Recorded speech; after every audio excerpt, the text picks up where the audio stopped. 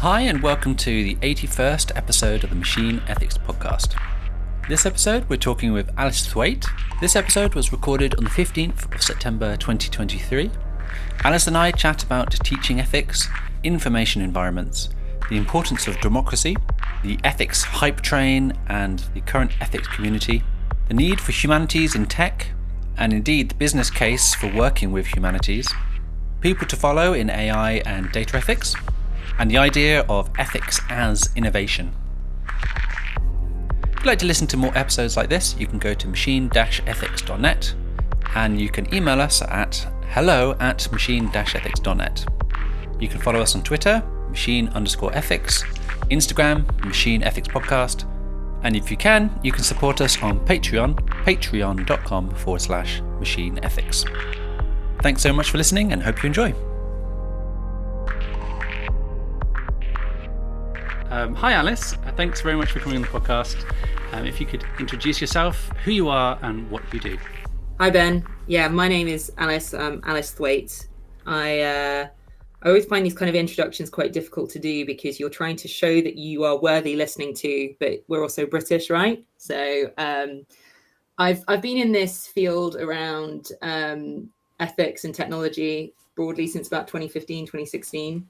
One of the highlights of my career that I can kind of talk about, because I think in the ethics world, there are plenty of things that we achieve that no one can really talk about.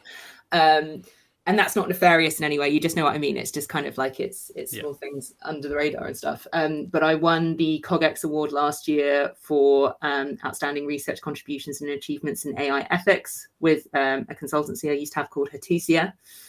When it comes to what I really specialize in, I'd say it's a couple of themes. About 4 years ago, I was really a specialist in online polarization echo chambers, and I got quite frustrated with that community. As I think we often do in this field, it's like you'll notice that people jump around a little bit, and I think sometimes that's for good reasons, which is that they get fed up with that kind of research field. It's sometimes for not so good reasons, which is that they might notice there's hype somewhere else and they can make money from it. So yeah, I was in that polarization space for a while. I then started to turn my attention to what does it mean to incorporate ethics by design into technologies and technology structures and technology platforms. And the way that came about was I was at the Oxford Internet Institute at the time. I was doing a master's there, and I was the only one who came into that institute. This may or may not be true, but I was one of very few, but definitely in my cohort, I was the only one who came from a philosophy background. And a lot of people would use this word ethics. And I'd be like, that doesn't relate at all to anything that I'd studied in my undergraduate. That doesn't relate anything at all to, which was a Western analytic philosophical degree, right? So I started thinking about how can I teach ethics, starting with these foundational principles that come from philosophy, which I think is absolutely required because there's a lot of people who you'll ask, what should we talk about when it comes to AI ethics? And they'll jump straight into something like transparency. And you're like, yeah, transparency is great, but why, think about why we need transparency. And the only way that you can actually design for transparency is by understanding that transparency relates to freedom, it relates to democracy. And unless you're holding on to freedom and democracy as kind of foundational ethical labels, then you might kind of get stuck down this transparency route that actually might cause more harm or kind of works against these bigger principles. So that course was first done at the Said Business School in Oxford, then developed into a series of courses that I did at General Assembly. And that then led to various different advice around designing ethics, privacy, into technologies, into operations strategy, thinking about organizational transformation from an ethical perspective. And now that's what I'm doing today. So I'm working at an advertising media agency called, the group is called Omnicom Group. And then I'm working at OMG, which is Omnicom Media Group, and then specifically with Omnigov. And they're just such a fabulous group of people. And obviously you think advertising agency, how does that relate to technology? But then ultimately a lot of technologies get funded by advertising. So that's my career trajectory. That's what I'm up to. And hopefully that was an interesting enough bio that means that you want to hear from me more. I think what we'll do is we put a pithy title on the episode, and then that will reel people in, and then they'll be here and they'll be like excited to listen to you, Alice. And they're like, what's this all about? With that trajectory, it feels like starting with the echo chamber, and I think I actually first heard of you, spoke to you when you were doing the Echo Chamber Club, Right. and we spoke. I think we mentioned before the podcast like 4 or 5 years ago, which is seems crazy now. You were thinking about this idea of the echo chamber, social media, and how the internet and kind of social mediated situation changes people's behavior or impacts their kind of mental health or emotional ability to interact with other people or whatever it is. And then I think, stop me if I'm wrong, you then looked at kind of more kind of tech in general and then AI stuff. And then you're kind of coming back to the kind of social echo chamber in a way with the whole advertising bit. It's interesting because it's always interesting when you hear people's perspectives on your career. Because the strand that I've always had as like a common denominator in what I'm doing is I have always been super interested in information environments, and I've always been information environments I think is a more holistic way of looking at something that other people might call a public sphere, for instance. Like it's kind of funny when you're in these groups, people will suddenly not like a specific word for a very niche reason, and I'm definitely guilty of doing that. So I talk about information environments for a very niche reason. And so I've always been interested in that. And then I've always been interested in kind of democracy as like a social structure that we can use to inclusively involve people in decisions and hopefully create better worlds. So for me, the trajectory has always been democracy and information environments, and to that extent, kind of like freedom and inclusivity. And then everything that I've done around that has been kind of like subdivisions of that. So polarization was kind of, I was interested in it before. And then like, I think everyone gets into ethics by kind of jumping on some sort of hype train, right? Yep. And then you gradually get disillusioned with that hype train. And then you start questioning it and you're like, hang on, this is way too simplistic. And then you fall down the rabbit hole and either you drop off entirely or you kind of get into the position that me and you are in, which is like, God, like this is so knotty and we've been in this for a while. But yeah, for me, it's all around these deep philosophical concepts. And that's also why I think that the other common thread throughout all of this is when I was doing the Echo Chamber Club work, one of the things I realized is that the theory around echo chambers and the theory around polarization that was presented at the time by Cass Sunstein and Eli Pariser was basically just kind of like, I think about it as like pop nonfiction. It's like generally it's a white dude in America who is like, there's this common sense issue. And I'm the only one who's thought about it. We're seeing it with AI ethics at the moment, right? Like there's suddenly all of these people who are jumping on board the AI ethics train, just being like, there's this issue. No one has thought about this. And then they kind of like write a book because they're able to get a book deal.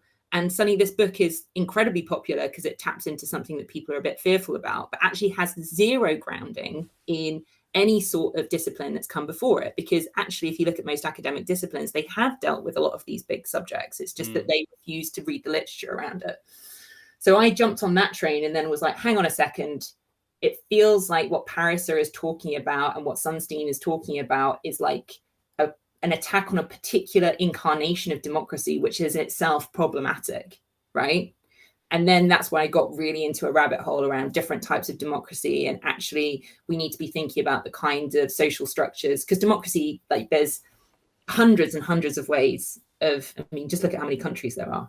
There's so many more. Like conceptually, there must be thousands, maybe even hundreds of thousands of ways of organizing and creating a democratic country. And so then for Eli Pariser to come out and say quite simplistically, social media and echo chambers are problematic for democracy just didn't really add up the more you got into it. And that then has led me to do what I'm constantly doing, which is like, how are we reading all the literature on this? Are you taking into account philosophy? Have you consulted a historian? What does art say about this? Like, there's this amazing person called Alice Bennett who works out of Liverpool Hope University, who writes on attention from an English literature perspective. Do you know how amazing her insight is? And when we're talking about kind of like the crisis of attention or attention studies, is anyone referencing her work? Like, this is the kind of space that I like operating in. And that, again, is kind of like an overall transition, because from an organizational perspective, people have constantly ignored like humanities and social sciences when designing these technologies. I mean, you even look at what Rishi Sunak says about we need more STEM. And there's this overall idea that if you're doing a degree in the humanities, then you are wasting your money and wasting your time. And, I've got this personal kind of narrative, which I'm not going to say I coined it because no one ever coins anything, but I do think I was one of the first to kind of come out on BBC radio and say, we need more humanities working in the development of technology. And I'm starting to see LinkedIn bios saying I use humanities to kind of design technologies, which is really quite cool. But we do need more investment in these areas. And we need to recognize that these methodologies have existed for thousands of years. They are pretty cool. They do help us answer a lot of these questions. They give us ways of like understanding the complexity of it, the nuance of it. And I guess we're just stuck in this point again with AI ethics, where you get like, a computer scientist who has absolutely zero understanding of cognitive psychology. I'm just going to say it, like Stuart Russell's book, for instance. Stuart Russell gets pulled into loads of things. There is a section on his book where I nearly threw it across the room because he completely misdefined consequentialism, which is a foundational ethical concept. He completely misdefined it. And I was like, how can you constantly be called up onto these kind of like ethics podcasts? And yes, he writes really well about the control problem or whatever, but fundamentally you haven't got a grounding in this. Just consult people who do. Humane AI or I know he basically talks about the control, because this is what Stuart Russell talks about. Stuart Russell talks about, which is, a valid concern, but it's also not the only concern with AI, this idea that AI might one day destroy humanity because we can't control it anymore. Yeah. I mean, I think we've had a couple of people on the show who have talked about the control problem and the alignment problem. So you definitely go check those ones out. My personal opinion, which I feel like chimes with yours, is that we have like things now that we need to deal with, right? Yeah, absolutely. Which we can definitely think about those other things, but like there's loads of stuff right now, which are issues. I really enjoyed it. I really want Stuart Russell to come on to the show so I can talk about that with him. So if you're out there, I actually hated it. I actually did meet Stuart once and gave him a bit of a going at, and I don't think he liked it anymore. Liked what I said about him. So I mean, there's all of these people, right? Yeah, human compatible, exactly. Yeah. There's a lot of these people who do you know what? It's really tricky when you're again in this space, which is that like people like Tristan Harris. Yep. On the one hand, has done so much for showing that this is an area that is important to talk about, right? For getting it onto people's agendas. Done a fabulous job. His ideas, I don't think, are very well formed, and I don't think that he is very good at consulting the rich body of literature that exists. I think that he kind of sits in this space of, I've got this hunch and I'm going to talk about it. And I feel very, complicated emotions towards these sorts of people, because on the one hand, you're like, I am very grateful to you for raising this up the agenda. What I'm not grateful to you for is not then stepping out of the way and letting other people speak.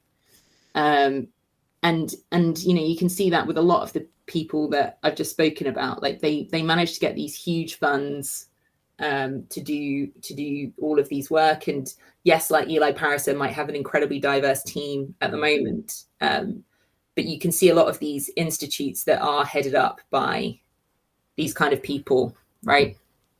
And on the one hand, incredibly grateful. On the other hand, I'm not going to kind of like get down the kind of like the privilege Olympics type thing, but I am, I've got a lot of privilege, but being a woman, I was just absolutely unable to get the kind of funding that was absolutely, I find it impossible. I'm not saying that my career is in any way, I'm quite grateful for the stuff that I'm up to, and it's really cool. But I do remember feeling a lot of frustration towards those kind of people at the time. And it's really difficult to kind of on the one hand, be incredibly grateful towards this community and the fact that it's growing and the fact it's getting more press time and all of these things. But then the infighting that then exists in the ethics community is also really difficult to kind of manage. And I think you see that through a lot of kind of these big movements. Like you look at feminists, for instance, and feminists just can't work together because they're also kind of, well, when I say they can't work together, of course they can. I don't want to kind of like, you know, like there's just these little kind of like gripes that we all have. And it's just a really complicated emotional space in a way that doesn't really exist in other industries, I would say, because the stakes aren't so high. Or maybe I'm saying that because I am just like so blindsided and think that I'm the center of the world and I'm really narcissistic. But actually, if you are working in insurance, then actually it does matter. Who knows? Yeah. Well, I have very little experience in the insurance industry, for sure. So I'm sure they are facing their own issues, I guess. I actually feel like I've got strong opinions about insurance, but it's probably not the time and place for that. Yeah. I will say, though, that I do think it's important for us to talk about these things as like a group of ethicists, is just acknowledge that, you know, there are these social structures that exist within our own movement, which potentially make it harder for us to do our jobs sometimes. And it would be really cool if someone was to study them, really, because then we could probably learn a lot from it. And I know that on these kind of podcasts, you're expected to come in and I'm expected to tell you everything about AI ethics and ethics in general and just kind of tell you how to do it. But actually, I am super interested in these kind of smaller structures that make whether or not the movement is going to happen and what change is going to happen and what change is actually going to happen. I'm super interested in these kind of like smaller social elements as well. So I feel like we've given a bit of a roasting to some people. So I was wondering if you had any institutions or individuals who actually you really rate in the space right now, because I think that would be super useful for people listening who want to, who are interested in who you think are have this grounding or have this wealth of interest in the area, which is actually maybe more valid or just interesting or whatever it is. Sure. I don't know if it's more valid, but I really have a lot of respect for Careful Industries and projects like IF, for instance. I think that, you know, when Hatusia was around, we were kind of like the three kind of independent consultancies that were working in this space from London. So obviously you're based out in Bristol, but I think they're really cool. So that's Rachel Caldecott and Sarah Gold. I think that there's some institutes that are doing phenomenal work. I'm always really interested in what Privacy International is up to. The Montreal AI Ethics Institute newsletter is just, it's so good. Yeah, it's so good. Privacy International, Access Now is really good. In the advertising space right now, I think that the Conscious Advertising Network's up to some really interesting stuff. I think that Check My Ads is up to some really interesting stuff. There's some academics who are incredible. I really appreciate the work that comes out from Big Brother Watch as well. Yeah, there's all sorts of these kind of like highly niche and highly specialized individuals who are really raising the bar when it comes to information in this area and really trying to think about what it means to change society, either through information gathering, research and or activism. And I've probably missed out a ton of people from there. The Ada Lovelace Institute has been powerful for a very long time. So, and of course, everyone's going to mention the DARE Institute as well, right? Like they're really cool. There's all sorts of people who I truly respect and are doing phenomenal things in this space. And some of them get a lot of recognition, others don't. Yeah. And actually, on that point, when you were talking right at the beginning, you mentioned that it's one of those really annoying kind of activities, you know, that we do, right? So when we do a good job, no one sees it. Or like it's like a blog post somewhere about all the things we did, and it doesn't have like this service which meets the public or businesses per se, because you're trying to make the creation of a service or product better internally for a company, or maybe working some research which covers a broad area which will help defense or energy or advertising or whatever. And these things don't necessarily interface with general public. So you're like, it's very hard to get a good PR on some of the work that we do almost in that way. There was a group that I was part of for a while, and so it was run by Erica Chung, who so I don't know where she's based at the moment, but she is also incredible. So she was one of the major whistleblowers on Theranos. I hope I'm pronouncing that correctly. And we were kind of looking at what would a consortium of ethics firms look like, and what do the services look like. And it's super interesting because we know what the advantages are when it comes to ethics. Like, we know it's an inherent strategic enabler. We know it creates a ton. I mean, I'm using kind of like business language at the moment. Sometimes people don't like it. I'm going to preface this with ethics is the right thing to do because it's the right thing to do, right? It just is. It's like sustainability is the right thing to do, not because we're saving the planet, but because the planet we're ensuring there's going to be a planet which is hospitable for humans in the future. It's just like a no-brainer. Yeah. But when you're kind of like working in the space that we're working in, which is maybe not kind of quite so public facing and is maybe more kind of business facing, then you do resort to this kind of language around competitive advantage, a strategic enabler. But it really does all these things. And I think that what's really interesting about ethics is that it is so genuinely innovative. Like, when you like it, what kind of winds me up a little bit is people like AI is innovation. It's like, okay, well, how do you define innovation? Innovation for me is when you use a new method or a new tool to apply to an existing problem, right? AI is not a new method. It's not a new tool. It's just kind of, and what are the existing problems? And people are trying to invent problems for it to kind of like exist in. So I kind of look at when people are like, oh, we're going to do innovation around AI. It's like, yeah, but everyone's doing that. Whereas ethics, on the other hand, it's like we have completely ignored the social sciences. We've completely ignored things like anthropology and history to help us solve kind of like critical societal problems that exist through technology. Of course, there are some people who've done it. That for me is like genuine innovation, right? And so you tell people this and it feels a bit too risky because this word innovation, people like using it, but actually they're not that keen on doing it. Like, that's just the way it is. And then suddenly, like, I've been in the organization that I've been in now for a year and 3 months, and it's really exciting just kind of like watching people like have that real world experience of just how much of an enabler ethics is. And you've just got to experience, and you just need to kind of like take a chance almost.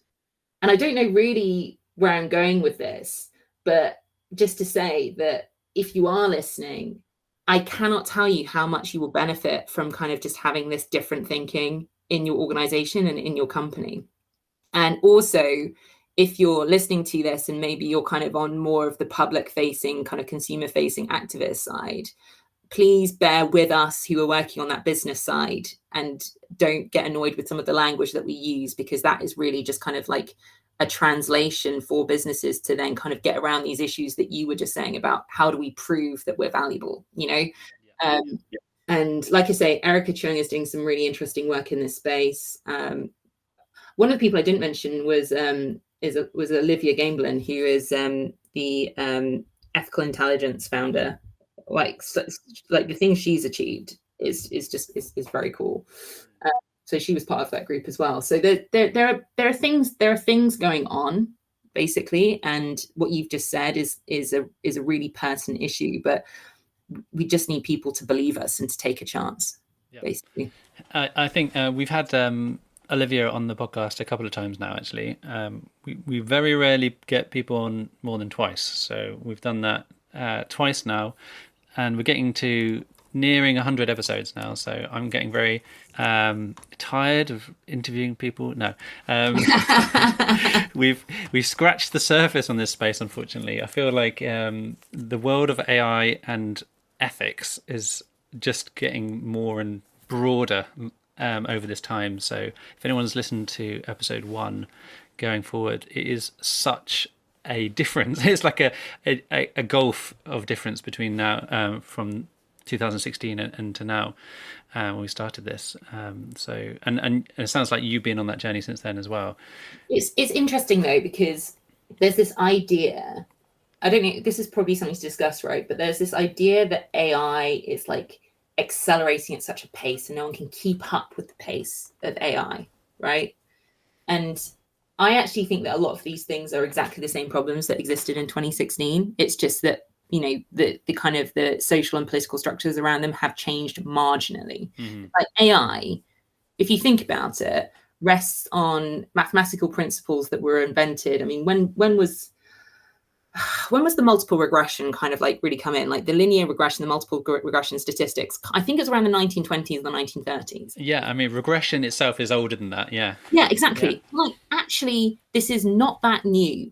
And the grand scheme, it's really, really not that new. And yet, like, I think it suits some businesses and some individuals to be like, the pace of change here is crazy. And it's like ChatGPT 4 came out and everyone's like, whoa, this is crazy. It's like, no, it's not. It's using exactly the same methods as existed for GPT-3. It's just got a bigger data set. It's used way more. Like, actually, it doesn't take that much to kind of wrap your head around it. And everyone was like, God, we need the ethics of generative AI. It's like, I was just looking at, HPS, which is the History and Philosophy of Science department in Cambridge, did a really great reading group before this whole generative AI thing truly kicked off. They did a really great reading group around what are the major ethical issues in AI. All of them applied to generative AI. Like, there was nothing. And then you're just kind of thinking, like, are there new issues with generative AI? Not really. Like, yeah, there's like marginal differences that you can kind of like claim like gulfs or not. But at the end of the day, we're kind of stuck in the same situation, which is that,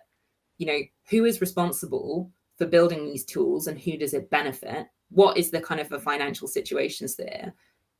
Which lives and which stakeholders' lives are actually being affected by this, either because they are quite literally dying from these tools, or they're being incarcerated, or their work is like deemed inappropriate and it doesn't matter. Like, these issues are kind of like perennial, and they are all start with societal issues, right? They all start with like, who do we value as human beings, and for what reasons do we not value them? And then technology kind of either accelerates those changes or diminishes them slightly. And that's the space that we need to start with, is that yes, there are changes. And I think you're right. Like, since 2016, there has been far more of a spotlight on AI ethics in particular. More and more people are like coming out and kind of speaking on this topic and kind of like claiming knowledge on this topic. But are the job openings there yet? If we're honest, not really. Are the institutes getting more money? If we're honest, not really. Like, and these are kind of the issues that we need to kind of like champion. It's like, as far as I'm concerned, if you think that there's an issue with AI ethics, Stephanie Hare, who wrote Technology is Not Neutral, often says, show me your receipts, right? Where is your AI ethics team? Like, where is like the accountability that you've got in place? What money are you spending on this? And then everyone kind of looks at you like, oh, but we dedicated a 30-minute slots in our conference to this. It's like, stop, So I guess what I'm trying to say is, I hear you on a lot has happened since 2016, but has it? Well, I'm going to claim it has, because, but I think that's probably more of the response to, I can talk to my mum about it now. Right. That's probably the test, isn't it? Right. Right. I can talk to my mum. Hi, mum, and and it's in the news. It's available. The knowledge is being disseminated in a way that it hadn't before. Right. And like you pointed out, like, maybe it's not because the technology is like fast forwarded like a massive amount, but these things are just more present in our lives now. Exactly. And I think you're right there. Like, like you've got the Me Too movement, for instance, which suddenly put, I think the Me Too movement was a major catalyst for the Black Lives Matter movement, for instance, and that really kind of like put these structural inequities into people's minds. And then when you then talk about technologies like influence in that, then people kind of have something else that they can kind of grab onto in their heads. I think we're kind of in agreement, but we're choosing to put emphasis on different parts of it, which I think is often the root of most disagreements. It's I want to push a different narrative to you, know? Definitely. I've got a different story to tell, but actually we have the same basics of facts and stuff. So yeah, definitely. I think, I mean, to your point about job openings, I think there isn't that many jobs in what we would probably, if you searched for AI ethics or AI ethicist or technology ethicist, I think there would probably be still a handful of jobs there. But I think in 2015, 16, I think there was no jobs there. I think this is maybe a new category which had been something else and has kind of changed into this new term. I don't think, all those people who talk about AI ethics now, they used to do other stuff, right, which were similar, Well, a lot of them parallel. are students, to be fair. Like you kind of look at our age, you look Well, at our age. I'm talking about academics mostly, I Oh, right, guess. oh, right, okay. Yeah, yeah. Like a lot of my Twitter sphere, my echo chamber is a lot of academics. Right. Good. Good for you. Yeah, they're amazing in Yeah. general. Sometimes not. So yeah, most of the time. So lots of people were like, "Oh, we've been talking about this for X number of years," blah blah blah. You know what I mean? Whereas, yeah, I mean, some of the upstarts in this area maybe less so. I do coming back to it though, I do find these like inherent structures behind it all very, very, very interesting. And I know this is where it makes me super niche. And I quite like this space. I quite like working in this space where you're not a household, not that any AI ethicist is a household name, but there are certainly more ones that are more kind of like prominent than others, like Timnit Gebru, for instance, like is and I like being in this space where you've kind of been there for quite a long time. You know, if you saw me, I'm doing inverted, what is it? Like quotes. little quotes. Yeah. You know, but I suppose anyone who's been working in the tech ethics space since 2016 has objectively been in it for a long time. Yeah, I think previously when I first started this, you would wheel out Joanna Bryson, or right. Alan Winfield or someone in the UK anyway, who would. Yeah. Floridi as well. Yeah. Always good. I love his work, so I'm just going to put that out there. He's prolific. He is certainly prolific. Yeah. But I think it's so great to just come on these things and just have a chat and just.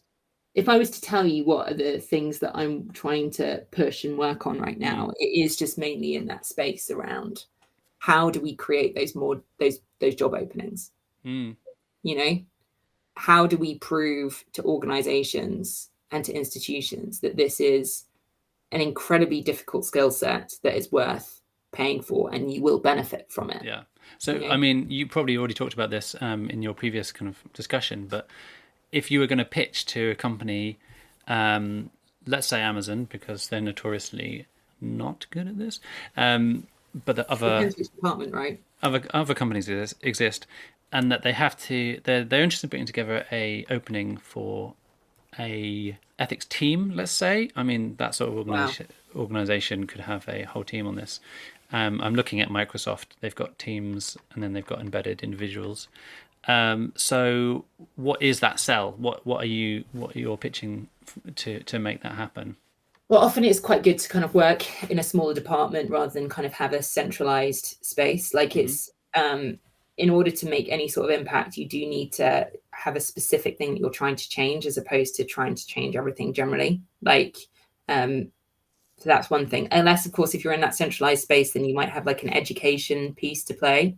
But anyway, like something is massive as Amazon. It's kind of, I'm always reluctant, like, you know, like loads of people are like, well, Unilever's really good at sustainability. And you're kind of like, yeah, but which brand, yeah, exactly. Yeah. And also, and which decision, because, you know, some are good and some are not. So I think the main three kind of like ways that I pitch around this is that it is innovative. Like you are, like it's just by its very nature, if you are bringing new skills and new thinking, and I'm not just talking about AI, but genuinely like your first time ever bringing on an anthropologist to kind of work through with your design team, of course you're then going to have different perspectives.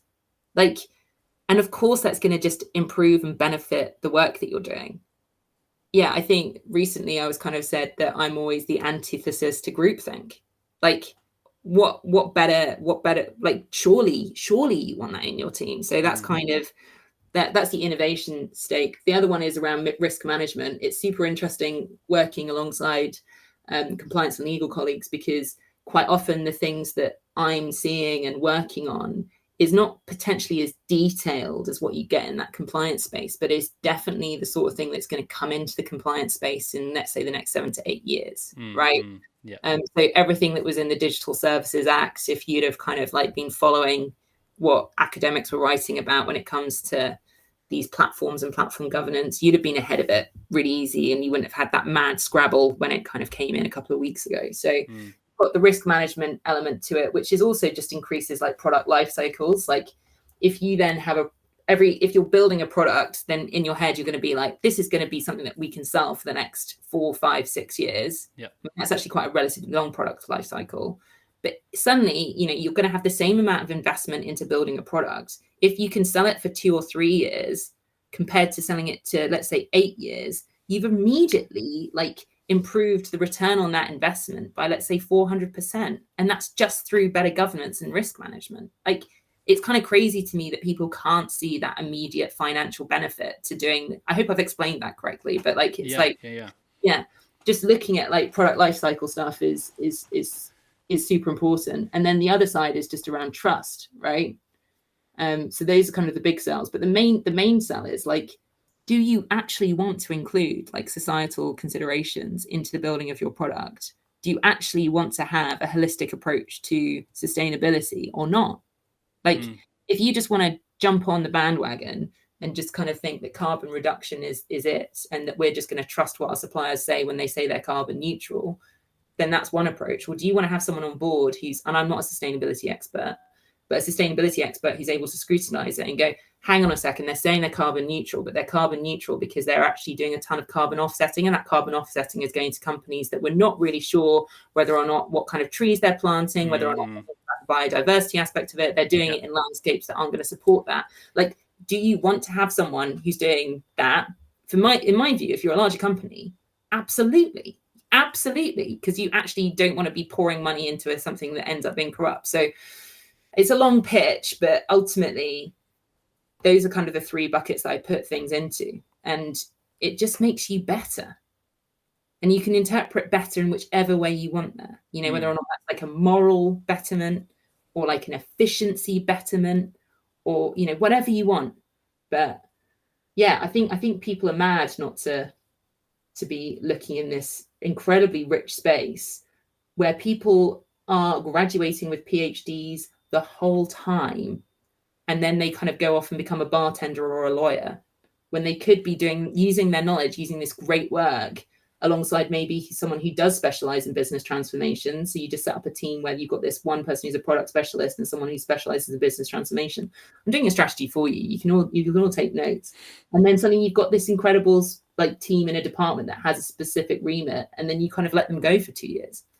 I find it crazy that organizations aren't saying this. I think the counterpoint to that is I think that people worry that these types of positions are no, we're just going to say no to everything sort of position, and we're going to tell you you're doing it wrong all the time. And I guess what you're pointing out is that it's not that, it's a collaborative effort to make better things for a better business, for a better world, all this sort of stuff. And it's not really about saying no to things, it's about how we build better. I think you're right, and I think the reason for that comes from kind of compliance, because compliance, if you think about compliance, it's just got these are the legal initiatives, yes or no. Yeah. And that's where people get annoyed, and they're like, oh, it's illegal. Then you're like, well, anyway, in my view, if it's whatever, we're not going to get into the lead. Whereas ethics for me is look, it's not necessarily in a lawsuit yet, and or it is in some sort of lawsuit. It's not in a losing the word, I don't know how to, but it's not necessarily there yet, or it might be there in spirit. So quite a lot of ethicists do rely on human rights conventions and that kind of thing, but actually interpreting it in a way which enables you to think through how you invest your money a little bit differently, and think through how you communicate with your suppliers is just a forward-thinking thing to do, right? So I do see ethics as using different methods than compliance, because compliance is very much rooted in that legal methodology. And yeah, as ethicists, you might be we've done the research on this. One of our major stakeholder groups is, the people that we contract and supply with, and it turns out that we're not paying them enough money. No, you should not do that. But hopefully any good ethicist is then going to come back with a reasonable figure or strategy to be I'm thinking about that ChatGPT example, right, of the Kenyan workers being spent being paid $2 an hour. It's you're kind of going to go, no, this isn't a good thing. But any ethicist should then turn around and go, okay, well, how do we get the research to figure out exactly what would make a humane working condition for these workers, right? Yeah. And then that just turns into business strategy as normal. It's you then think, okay, well, actually, we need to make sure that they've got all of these benefits, that they've got kind of the mental health structures in place to help them through, that all of that they're actually like able to have a seat at the table when it comes to making key business decisions, that maybe we don't contract it out and we bring it in house. How long does that take? Okay, so in 9 months time, like a quick fix for us is that we're going to double their pay, and we're also going to commit these promises. Like, for me, that's how I work and that's how I operate. And you could construe that as just a no, but it's also a, okay, well, let's fix this. What's the solution? And how do we transparently communicate that to people so that if they do turn around to us and go, oh, actually you're only spending, paying $4, that you, and this kind of annoys me because tech companies do kind of like create narratives the whole time, and you're like, you're just no, this is a cover up. The two that I always look at that is, I think Lush does a really good job at kind of like transparently communicating why they've made the decisions they have.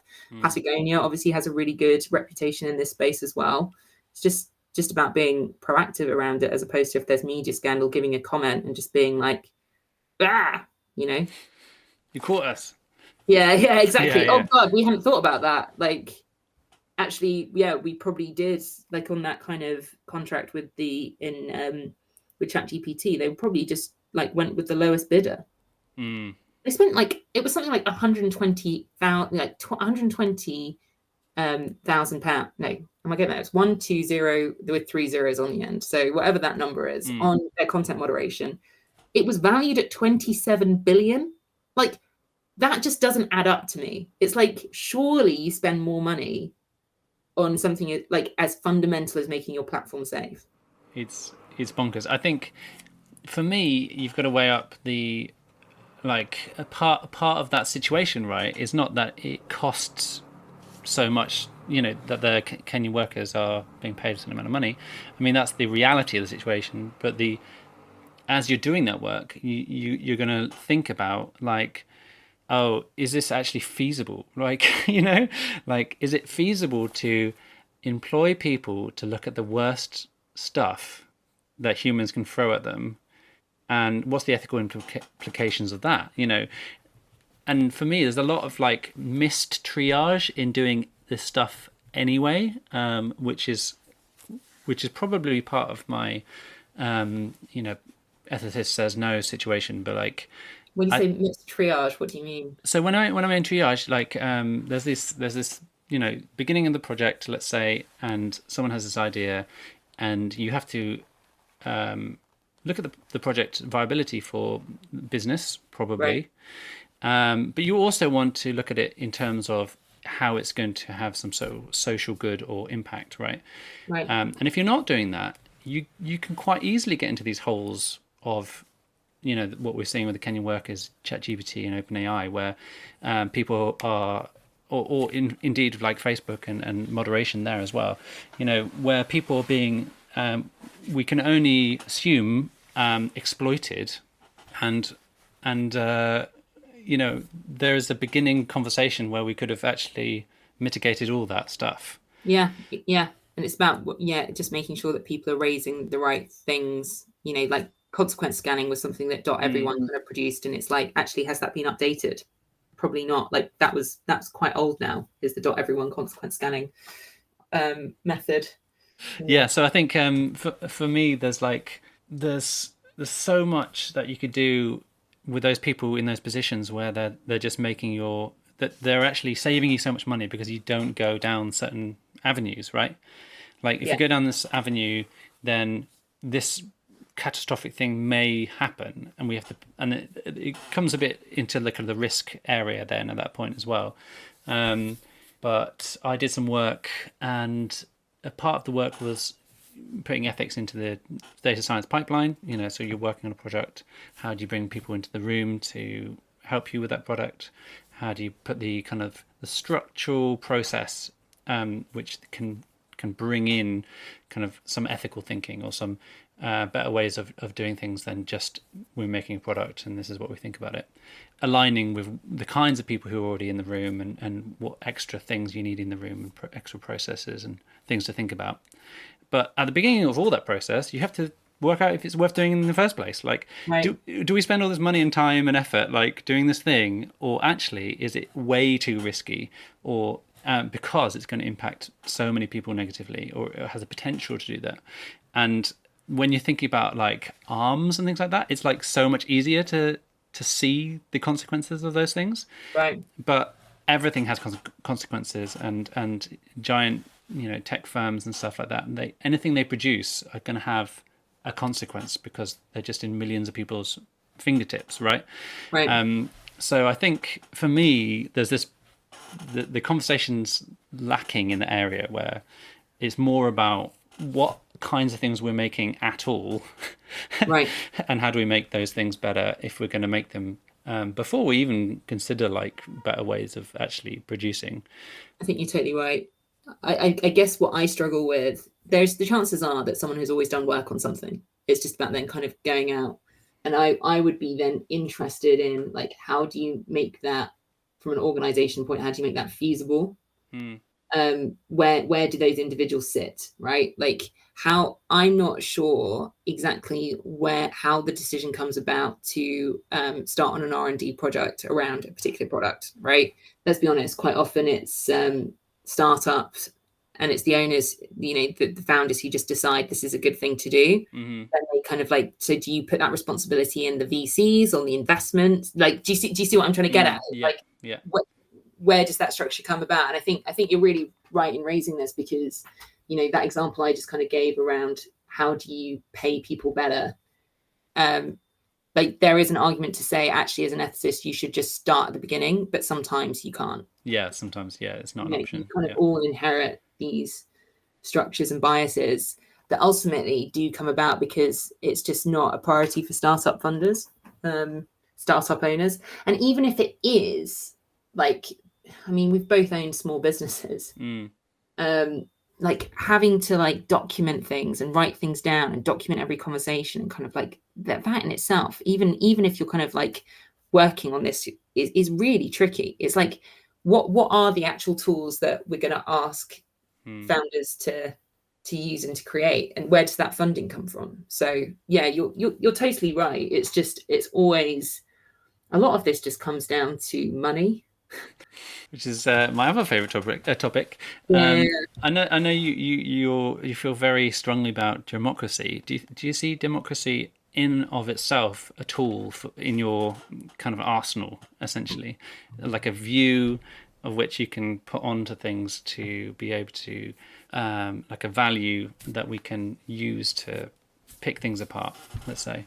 Yeah, I think so there's a couple of ways of looking at this. So one is that people always use it almost like a verb. We're going to democratize this. It's like, what version of democracy are you talking about? But I think Rachel Caldicott at Careful Industries and Promises in Trouble is really good at thinking about inclusive design. I'm sure there's some other organizations too. I'm not so involved in that DEI space, and I can imagine you've got lots of listeners who are much more proficient in DEI than I am. But I think that's generally what you're looking at when you're thinking about democratization of decisions within companies, is that you are kind of in that diversity, equity, and inclusion space. So, and kind of weirdly, I am really interested in democracies. I guess I'm more kind of interested in literal political structures, as opposed to how do you take the ethos of democracies and apply them to organizations which are inherently anti-democratic unless they are, of course, a cooperative. Like the structure of corporations are pretty authoritarian. Or they're an oligarchy or whatever you want to, that's the way. Yeah. So you have to try pretty hard to make it not that, don't you? Yeah, but the reality is that someone owns it. There is someone who owns it, or there are shareholders who own it. You've got someone who's responsible for keeping those people happy. The only other structure is to have a cooperative, and there's very few organizations that are cooperatives. So then the whole idea of then trying to include democracy in some way in those organizations is a bit of a farce. It is, and it's also not to say as well that in some organizations, like something which has a bit more of an oligarchy approach is not a good structure. So I suppose I've answered that question in a way that absolutely maybe 5 other people on the planet would answer that question. But I think that inclusive design decisions are really important. I think there's loads of ways of going about that. I think that one of the key things that is important to do is just ensure that you are open with the extent to which the people who are taking part in that inclusive design actually have sway and decision making potential over the final decision. Like that's one thing. So there's this idea, like I don't know if it's still kind of, I don't know if I call it a fashion or not, but this idea of citizen juries, for instance, like the idea of a jury, that metaphor in your head makes you think that they actually do have the final say, whereas actually quite a lot of citizen juries end up just being focus groups. Do you see what I mean? Yeah. So they have literal power in that situation. Yeah. Whereas a focus group is just kind of there to, exactly, provide some external perspective. So, and I do think that inclusive design is, so you've got that aspect, which is like, you've got to be as upfront as possible with the participants, the extent to which their view matters, not matters, but is going to be integrated. And then, you've got to kind of offer like extreme transparency and extreme accountability as much as possible within the structures of the organization that's in play, and just be as upfront and honest about that. But that's all in kind of like participation and inclusive design. Like I say, Rachel Caldicott does think a lot about this, and I'm sure there's a lot of other individuals who think a lot about it too. My position has always been, but you need expertise as well. You can't just you speak to people who haven't thought. You've probably done this. You speak to people who haven't really thought about AI ethics, and they come out with these principles, and you're like, this is quite basic. There's people who have thought far more about this. It's not that your opinion doesn't matter. Of course it matters, but you need to have like a certain amount of expertise to educate people so that they can then know the right avenues to talk about. So there's always that kind of like yin and yang, I suppose. Yeah. I know there was something on LinkedIn where we had a difference of opinion, and you said that you wanted to talk about it on. I think that was embedding teams into companies. Right. And you said there could be an external consultant could do that role. Yeah, I think my main opinion there is that I'm a believer in the fact that we can't do everything. So the small startup, for example, is going to be tough to have a dedicated person for this. So what do? You either go and get an external party, and that's totally an option. And you already mentioned Olivia, and there's individuals that you can call on, and or you educate your team. And I'm a true believer, right, in people who are studying, thinking, and doing a lot of research in this area. But I'm a true believer in the fact that the companies themselves just need to get educated. Like they just need that, like their staff need to be aware of, like everyone has to be aware at a basic level of what's going on and why this thing exists and how we can use it, and that there are people who you can utilize, but there's also like this wealth of knowledge that we can pull together as well. How I think about it is like, we don't need ethicists everywhere. We need everyone to be brought up by the work that academics and ethicists and individuals and companies and institutions are doing. And also, like, one of those really important things to me is, and it's often extremely difficult, is just sharing. Like, if you're a company and you've done extensive research in a particular area and it's going to be useful, then you should hopefully be able to share some or all of that research, if it has a social good about it. And like I say, it's difficult sometimes, but I mean, it is tricky because, again, you're looking at like the market dynamics, and you're right. Like, if you're a small business, then what do you do? I mean, the advice that I've generally given is that if you are approaching 30 employees and you're building a tech product, and you haven't got a part-time person on board who's looking at the ethics of this stuff, then you're missing the trick, right? Should they be in the first 5 employees? I don't know. But maybe the founders are interested in it, right? Yeah, exactly. But there's this moment that happens, I think, between that 5 to 30 mark, where you're like, you've got a significant amount of investment now, and or producing enough revenue to bring these people on board, and even if it is like a part-time ethicist working who does 2 days a week with you and 2 days a week with another person, another company, whatever. I do think I just constantly am thinking about organizational structures, and unless, like, you know how it is. You're working as an external consultant, you're brought on to do a workshop, and then where's the follow through? You need someone who's like championing that and has the ability to champion that internally to keep pushing on it. Yeah, Um, definitely. and that's kind of the constant frustration compared to being a consultant towards like working internally. You constantly see the improvement and the updates, but you don't necessarily get to do some of that cool research. You need to bring in other people to do that cool research, and as the consultant you might get to do that cool research, but you then don't see the kind of like the augmented shift and change. So yeah, there's kind of arguments each way. We're kind of just getting back to what should you be spending your money on? What is an adequate profit margin for your shareholders? Like, what are they actually demanding of you? This kind of thing. Yeah, I mean, I think that comes down to the structural nature of our situation, though, and the capitalist situation. I think if you are just chasing profit, then we're all in a problem, And then we get legislation in for certain safety reasons, but often because runaway capitalism doesn't account for certain behaviors that we want to see, certain rights that we as individuals want to obtain or keep. So I think for me, the capitalist situation is part of what we need to deal with almost, but that's kind of like this massive structural issue.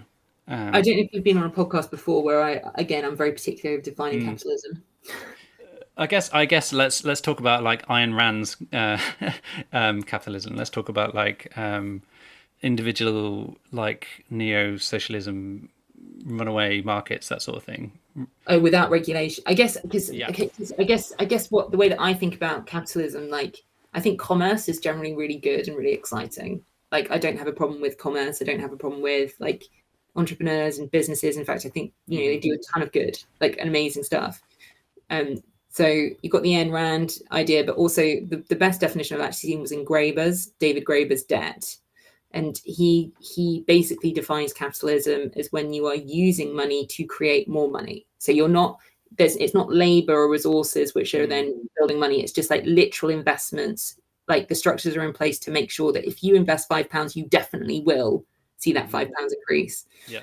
Through doing literally nothing. And it's in his book Debt, then kind of he traces it back to, I can't remember where he traces it back to, but that's what I think about. It's like if you are in a system whereas it's absolutely expected that someone just by investing in that money will see a return on their investment of a certain amount, then we're in a problem. But if you're in a situation where someone's like, do you know what, I'm doing some great work, I'm like whatever that labor really involves and I'm getting paid a wage for that for me is just like commerce, and that should just be celebrated. Like and then regulation kind of comes in as part of that. So then you're like, okay, well, is this a problem with capitalism or not? It's like I think actually it's the stories that we tell ourselves about the roles that matter in tech. And I think that we're very familiar with the idea that a product manager or an operations executive, like, yes, they might not work in sales, but they have like a really important part to play in like product development and kind of making sure it is a good product. Like people bring on UX designers in the first 10 employees often. Like, why is it that the UX designer doesn't have an ethical component brought in there? And before you were saying as well that, these roles you might not see a role for a technology ethicist, but you might see for something else. Like UX and user experience and user design is really taking on a big lump of that at the moment. And do they have the skills to continue? Maybe not. But then that comes back to your other point that you were talking about around education. But I do think that there needs to be wide education, but there also needs to be a center that is driving that education. And I also think that the accountability comes from the leadership. But that's true of like any other profession. Like if you've worked in tech, then you'll know that like developers are very good at telling you about when something's not their responsibility and where they need to go to, right? They're very good at kind of saying, oh, you need to, speak to the iOS developer for that. You need to speak to this. I think that should be the case for ethics as well. I feel, Alice, like this is going to be a conversation that we could just keep having. So maybe we'll have you back another time, and we can dig into the structural capitalist situation and startup teams and all that. I feel like you've got a nice bar there already with the kind of 30 individuals, there should be a tech ethicist there. I think that's a nice idea.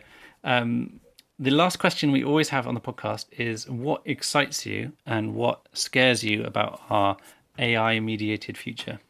I think what excites me is like all of the people who are doing master's degrees or postgraduate degrees in some form who would care about this stuff. Like the research coming out from academia and from civil society is truly exciting. I'm also excited by businesses in the future just being like, whoa, look at all this stuff. What kind of scares me is just general exploitation. You know, we need to treat each other with respect. We need to think about how we pay people a little bit more. So I think this whole conversation has been down to like, what are organizational structures looking like and how do they operate?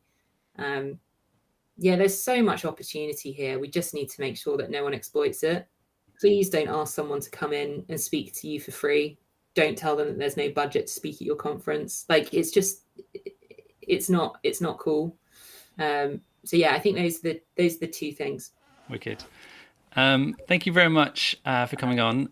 And I'm super excited. I've got lots of things to think about to mull our conversation over. How do people follow you, find out about you, all that sort of stuff? Oh God, I don't know. It's such a shame.